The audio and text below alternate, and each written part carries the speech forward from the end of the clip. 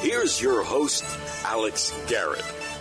Well, I got a very interesting note that the DOJ, Department of Justice, Alex Garrett here, by the way, was looking into an entire police department. Yes, Merrick Garland takes office, and what's one of his first things? Some might say the Rudy raid, but a little bit before that was a bigger story in the investigation of the Louisville Police Department, and he's got his eye on everything Department of Justice. He is Jeff Mordock of the Washington Times. Jeff, longtime friend already. Thanks for joining me once again to talk about all of this. Thank you for having me, Alex. I always love coming on here and talking with you. So normally Department of Justice doesn't do this kind of work, so what's the motivating factor to looking into an entire police department? And you found this much more interesting than the Rudy raid. Tell me why. Well, I think it's much more interesting. Well, a couple things here. I think it's much more interesting than the Rudy raid because this has such an impact across the country. This impacts your life. It impacts my life. It impacts how the police are going to police our cities that we live in, how safe we're going to be from crime. The Rudy Giuliani thing, well, interesting. It is still one man who has been doing some things that raise some questions. Maybe he is, completely innocent. Maybe he's not. There's still some debate, but it still focuses on one man and some activities he did that was somewhat questionable anyway. Whereas this goes back to the heart of all of us, which is how safe are we and how safe are we going to be if the police can't do their jobs? Now, one thing I want to go back to is you had kind of at the beginning said that it's a little unusual that the Justice Department's doing this. It actually depends. When there's a Democratic administration, the Justice Department does this all the time. They did this quite frequently under the Obama administration. It was abandoned under Trump. So we had, I think, one under the Trump administration, the Springfield, Massachusetts Police Department, and it wasn't much of an investigation. Whereas now we're back to these big, sprawling investigations of major police departments. In the Louisville police investigations, actually the second one launched by Merrick Garland since becoming Attorney General only a month ago. He's also launched one into the Minneapolis Police Department based on, obviously, the incident with George Floyd and Derek Chauvin. And so let's talk about this. And you would think the Chauvin verdict, whether you think it's just or not, I mean, I happen to be in agreement it is a pretty just thing. I mean, it's 9 minutes of footage that we will never unsee, right, Jeff? So it sort of feels justified.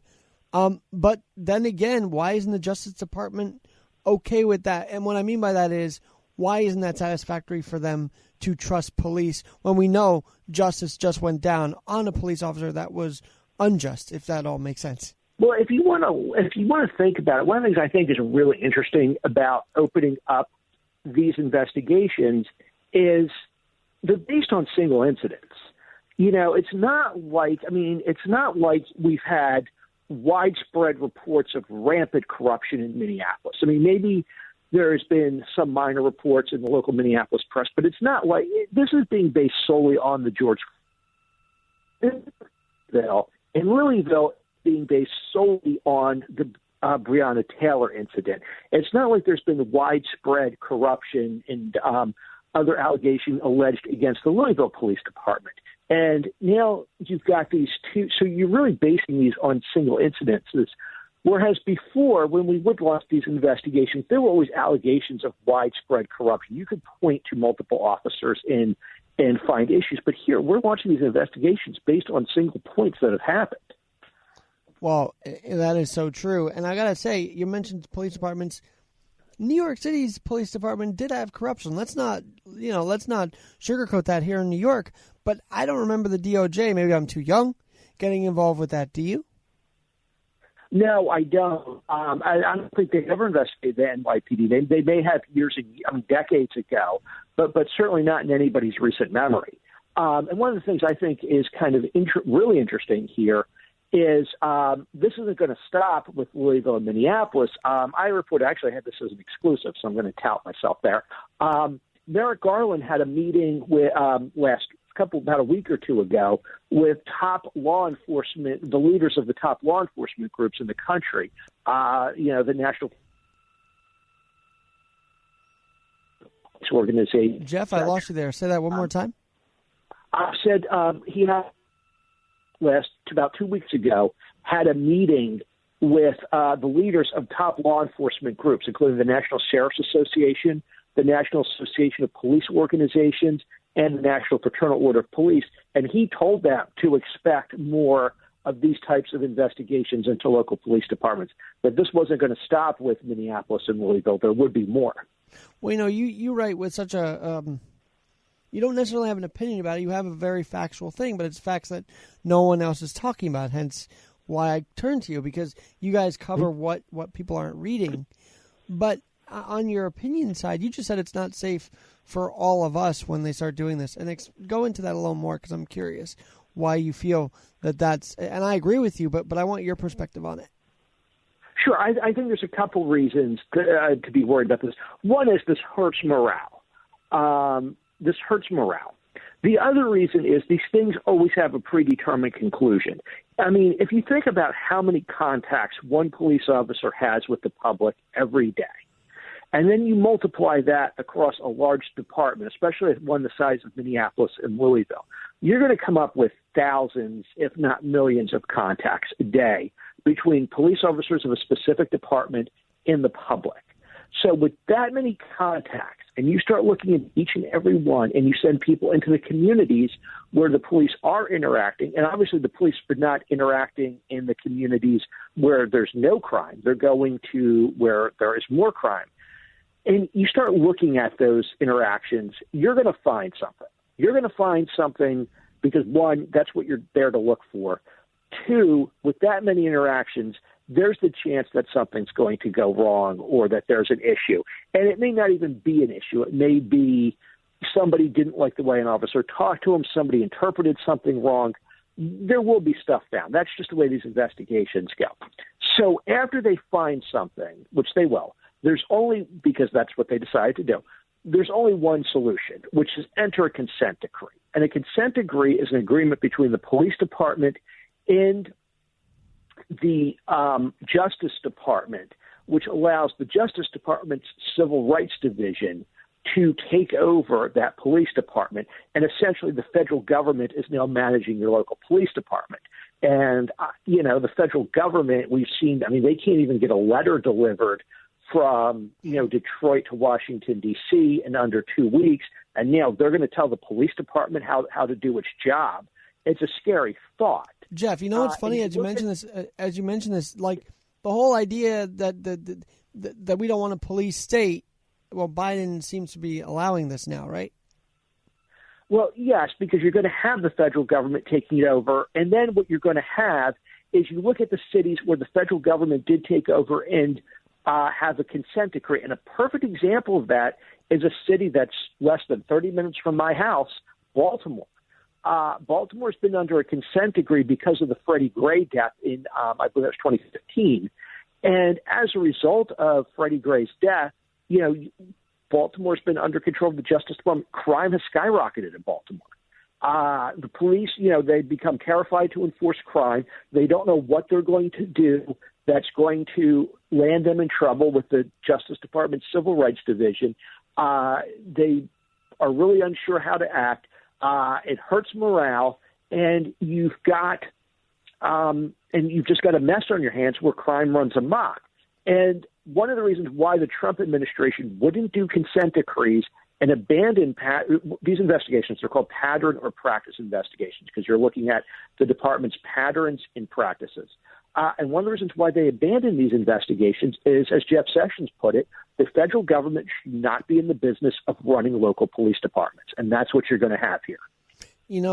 I've just got to say, everything to everybody's brains now seems normal because, Trump's not there. Yet that's also because the media is not reporting on this stuff, right? These different things happening.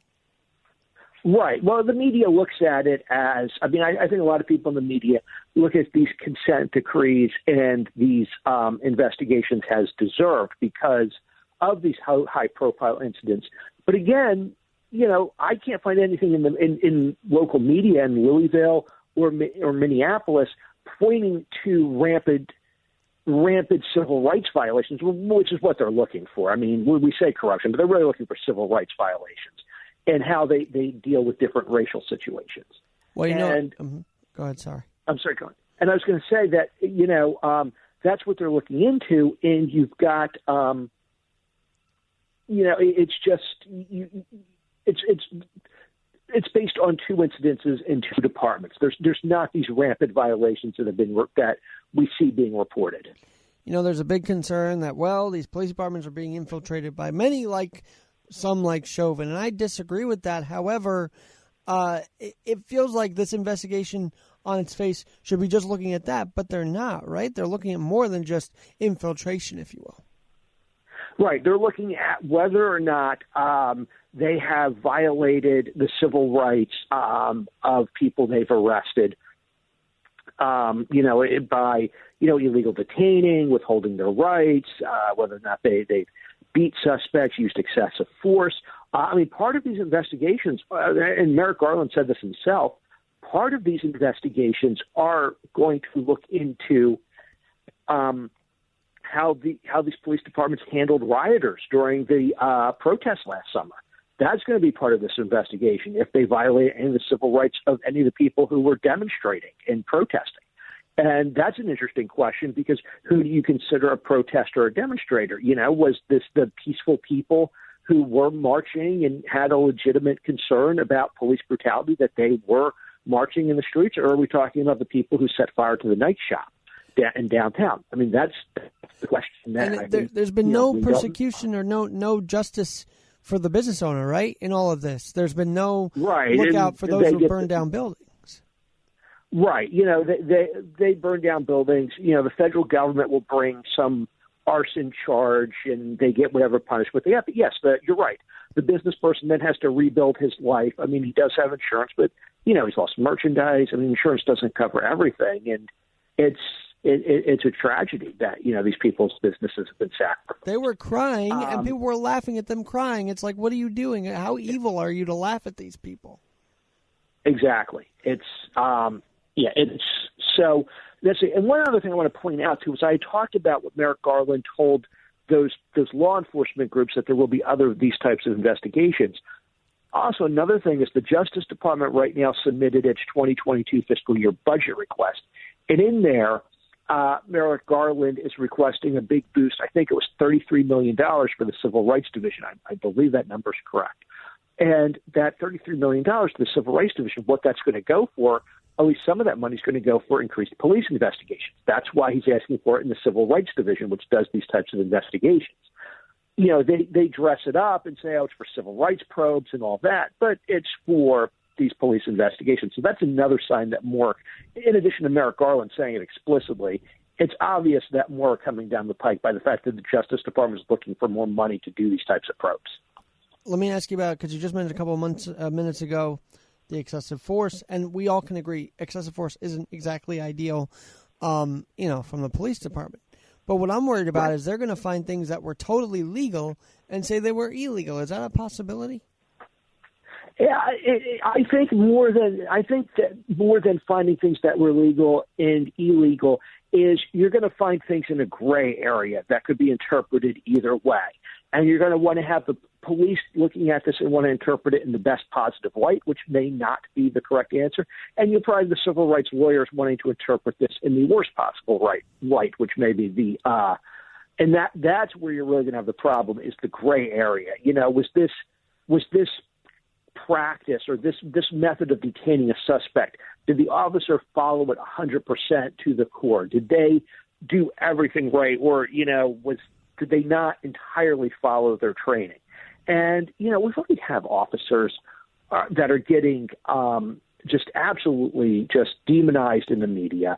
They're being attacked out there. Last week, I don't know how many people in your audience knows, last week we had 2 police officers die on the same day from attacks. One on the LIE, if I'm not mistaken, here in New York. Yeah, we had an officer ambushed in Nashville. I think it was earlier this week. I believe it was Tuesday. These officers are under attack, and they're just not getting the support. And this initiative by the Justice Department is not helping. Well, no, and then you look at the trial, and it's unprecedented with the Chauvin verdict, and part of me says, yes, there was justice, but another part of me says this opens up the door for less policing because cops are going to look at this and say, I don't want to be anywhere near a possibility of this. Am I right? Well, that's a very good question. And yes, and that goes back to what Jeff Sessions said is the concern that these probes are going to severely damage morale. Now, everybody touted Merrick Garland as this moderate, as this good. So, he said when he'd be confirmed, I'd bring you on. Now he's a couple months in. It doesn't sound like he's as moderate as they were touting him to be. No, and it's not even so much him because he's more of the figurehead. If you look at who he's put into the higher positions at the Justice Department, people like, Vanita Gupta, Lisa Monaco is, I'm sorry, not Lisa Monaco, I meant Kristen Clark is another one who hasn't been confirmed yet, but he's nominated. These people are far left. These are leftists. Who and I'm not sure if you can hear my dog is barking in the background, so I apologize for that. He's for the police too, I guess, right? Right, but these are far left people who who push a far left ideology. Well, and that's the thing. It's just if a moderate see, I believe as we're talking about this that I have to think that moderate liberals have family in the police department, right? That's only common sense to think. Yet they seem so happy that Biden's president, they're not seeing what's happening to their own family members. It goes to that extent, does it not? I think it just goes to the issue of morale, whether you have, whether you've got a family member in the police department or not. I think overall it's just another way in which we see police being cracked down on and becoming victims of the anti-police mentality that's out there. Now, it may be a stupid question here, Jeff, but shouldn't the Justice Department have the backs of those who are trying to bring justice to our streets? I would feel like they should, no? Well, and that's been the argument against, as I mentioned, we've had some far-left people like Kristen Clark and Vanita Gupta put up for high-level positions in the Justice Department. And that's been the argument from Republicans because both Ms. Clark and Ms. Gupta have authored pieces and advocated for defunding the police. They have been strong proponents of the defund the police movement. As a matter of fact, Kristen Clark wrote a whole article in Newsweek with a headline about defunding the police. And have they done anything in the Justice Department to do something about pastors that have been unrightly fined for, it just goes to all those levels of like, if there's justice, why isn't there justice for the pastor? Why isn't there justice for the business owner? I don't see it right now. Right. This is what's taking up their time. This is their top priority. I mean, you can tell it's their top priority by the fact that they're asking money for it. Oh, yeah. And I had no idea until you told me that that's what's happening. And that's because the average person now seems to be going about their way. Oh, we're almost out of this pandemic. Let's not worry about the news. Trump's not in office. I'm a little jaded right now. But, it's funny. You talk about Baltimore, and not funny, but it's interesting that talk about Baltimore, everybody's talking about the no-no that this guy threw yesterday, and yet you're telling us some real facts about Baltimore, but, hey, let's celebrate a no-hitter, right? Well, hey, let's not knock. It's a great accomplishment for John Means, but I'm just saying that at least you're bringing something else to the table that in this time of celebration is worth noting as well. Yes, I would agree. I think it's important, and you look at the cities that have defunded the police. I have a study on cities that have defunded the police. I did the story a while ago, but they, in the first 2 months of 2021, they've seen a 68% increase in murders. I mean, the murders are off the charts in those cities. So, yeah, and what about the New York City? For those who may not be paying attention, how is New York? But now that we've defunded it, although we have taken an anti-crime unit off the street and whatnot, how has New York City? And not only did you take an anti-crime unit off the street, you took an anti-crime unit whose job was solely to prevent crime and prevent gun violence off of the street. So now you've got police officers reacting to crime instead of being out there trying to prevent crime. And so what did you guys find in your study about New York? I don't have the exact numbers in front of me, and I did that story a while ago, but the numbers in New York increased. They had gone up. It's a function of all of these cities, and it's not just New York. It's all these cities that have cut. L.A., Seattle, Portland. Portland's really jumped up. All of these cities have. And so what can the average person listening to you and I right now do? I mean, is it more than just calling our local, even Congress representatives? Because they're not doing much right now if you're on the liberal side of things. So what can the Americans do? I feel like we just have to sit back on our hands, and I don't want us to sit back on our hands, if that makes sense.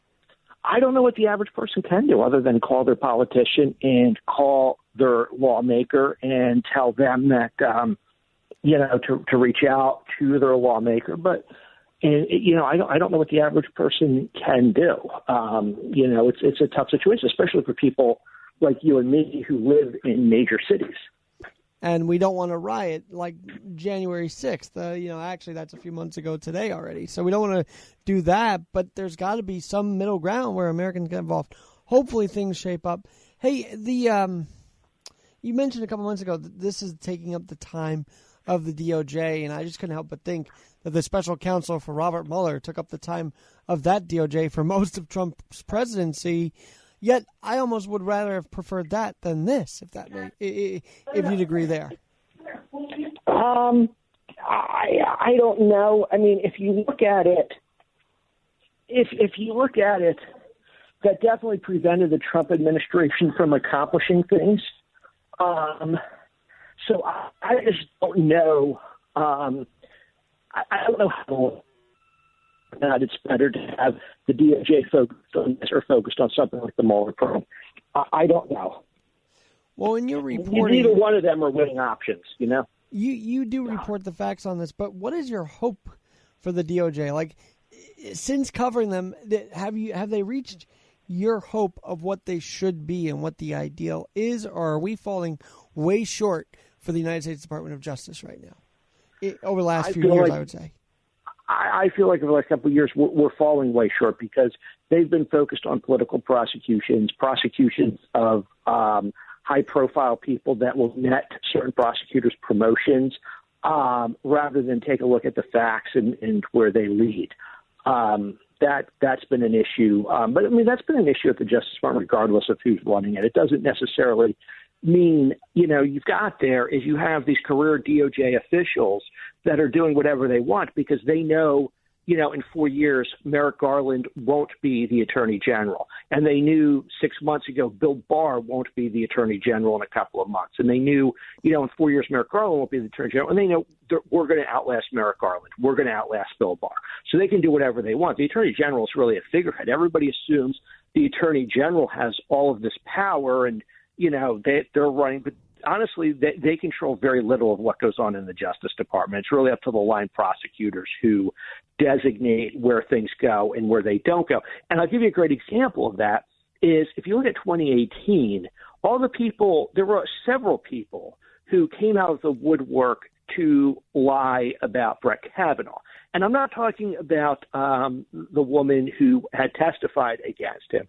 I'm talking about people who came out of the woodwork with these ridiculous stories that were easily verified as being untrue, where they had alleged they were victims of sexual assault by Brett Kavanaugh. And those individuals were referred to the Justice Department in 2018 for prosecution. It is now 2021, and I can't find any evidence whatsoever that the Justice Department has done anything on that investigation.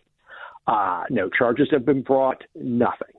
And that's, something that's pretty easy to do, with most of that being debunked by the FBI and most of that being debunked by the senators who were investigating it at that time.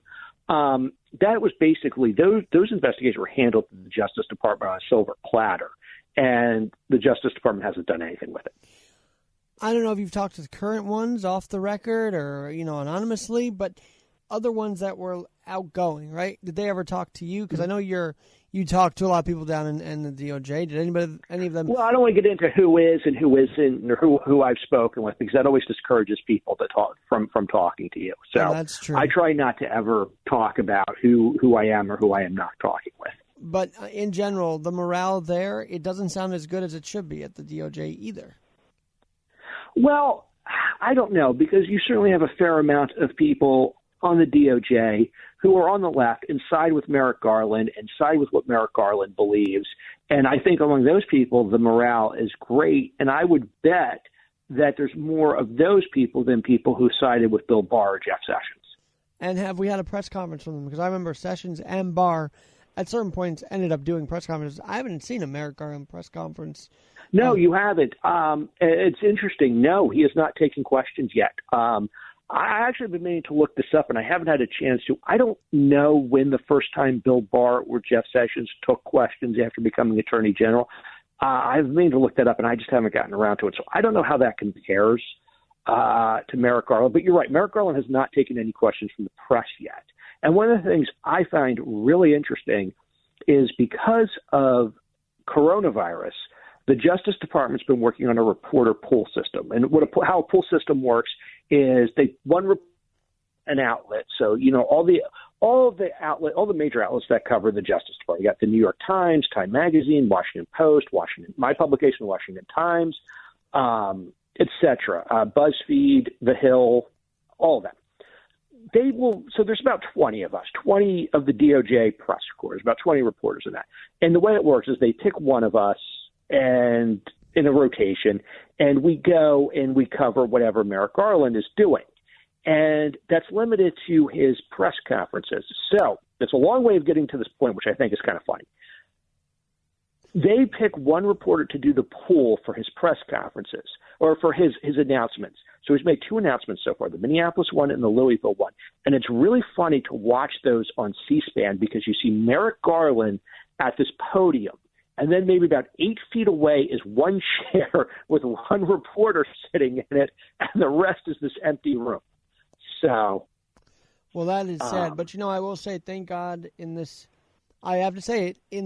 Democratic administration, a conservative outlet like yours still has a seat at the table at the DOJ, because I know that's a concern among a lot of, outlets, to be very honest with you, that they won't have a seat at the table. Our report is down the middle. I don't look at us as a conservative outlet. I do agree our editorial page is conservative, but I think the reporting is fair, and I think it's down the middle. And we're certainly willing to give Merrick Garland credit when we think Merrick Garland does something well. And I certainly was critical of Barr and Sessions for a lot of things they did that I didn't feel was a smart And we even decision. talked about that on the podcast, if I'm not mistaken. So we've covered a lot. And I just remember the first time I talked to you was about taxes at NFL stadiums, and now here we are talking about the DOJ. What a shift, right? Right, exactly. So, well, Jeff Mordock, I know you got to get to writing for your article, so I'm so glad you gave a little time for me today on this podcast, and we'll talk to you soon. I'm glad you asked. I always like coming on here and talking with you. I wanted to make sure I make the time. Interesting article. We've got firing squads are coming back. That's the article I've got to go finish up now. States are looking into bringing back firing squads as an alternative to the lethal injection. So something maybe we can talk about in the future. Oh, definitely. Because if you remember Top Secret, the old granny had to get to the phone to try and cancel off Val Kilmer's firing squad. So that was what came to mind. Yeah, well, that's a topic we're definitely going to cover. So, all right. Cool. Jeff, I look forward to it. Okay. Thanks so much. We'll talk to you soon. Thank you, Alex.